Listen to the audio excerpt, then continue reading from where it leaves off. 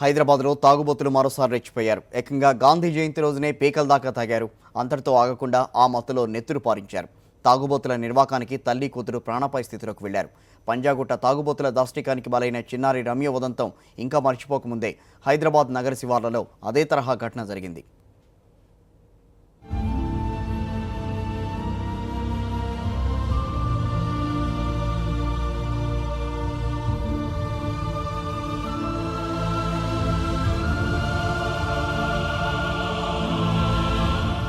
చిన్నారి రమ్య తరహా విషాదం మళ్లీ రిపీట్ అయింది.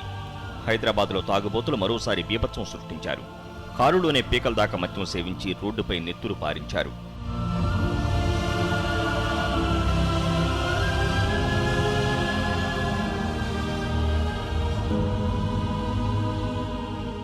హైదరాబాద్లోని హయత్ నగర్ మండలం పెద్ద అంబరపేట ఔటర్ రింగ్ రోడ్డు. మద్యం సేవించిన కొందరు యువకులు వేగంతో కారును డ్రైవ్ చేశారు. రోడ్డు పక్కన బస్టాప్లో ఉన్న తల్లి కూతురును ఢీకొట్టారు. ఈ ప్రమాదంలో 4 ఏళ్ల సంజనకు తీవ్ర గాయాలై కోమాలోకి వెళ్ళింది. తల్లి శ్రీదేవి కూడా చావు బతుకుల మధ్య ఉంది. తీవ్ర గాయాలైన ఆమెకు ఆసుపత్రిలో చికిత్స అందిస్తున్నారు. వచ్చిందండి బైక్ గుద్దేసింది. పాప నేను. అవునండి. అమ్మా అమ్మా అలా పెట్టండి అమ్మా. నొప్పి అవుతుందండి ఇక్కడంతా బాగా. తల్లి కూతుళ్లను అమానుషంగా ఢీకొట్టిన యువకులు కారును సంఘటనా స్థలంలో వదిలేసి పరారయ్యారు. ప్రమాదానికి కారణమైన కారులో మద్యం సీసాలు దొరికాయి. యువకులు మద్యం మత్తులో ర్యాష్ డ్రైవింగ్ చేయడం వల్లే ప్రమాదం జరిగినట్లు పోలీసులు నిర్ధారించారు.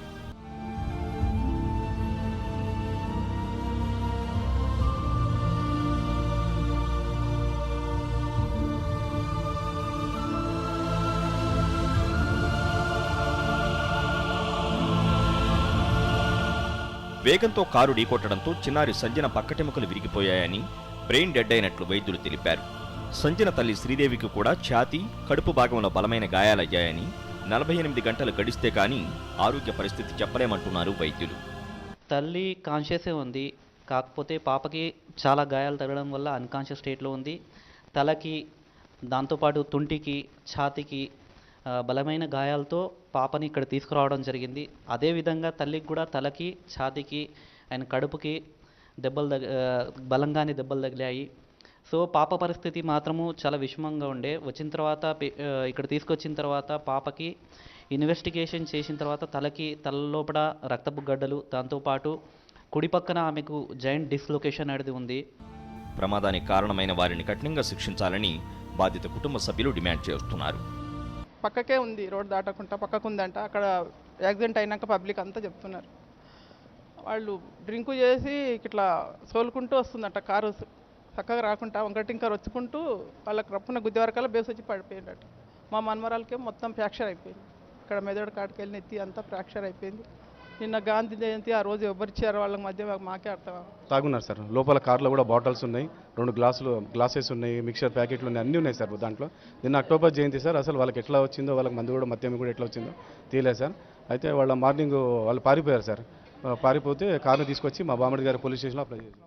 మొన్నటికి మొన్న పంజాగుట్టలో తాగుబోతుల దాష్టికానికి బలైన చిన్నారి రమ్యతో పాటు ఆమె కుటుంబం బలైన ఘటన తెలుగు రాష్ట్రాల్లోనే విషాదం నింపింది.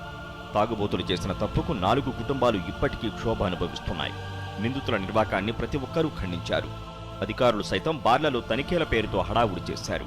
ఆ తర్వాత మరిచిపోయారంటున్నారు. ఇప్పుడు ఏకంగా గాంధీ జయంతి రోజునే మద్యం ఏరులై పారింది. కారులోనే విచ్చలవిడిగా తాగుతూ మరో చిన్నారి సంజన బ్రెయిన్ డెడ్ కారణమయ్యారు. ఎన్ని ఘటనలు జరిగినా, చట్టాలెన్ని తెచ్చినా రోడ్లపై తాగుబోతుల ఆగడాలను అధికారులు నిలువరించలేకపోతున్నారన్న విమర్శలు వస్తున్నాయి.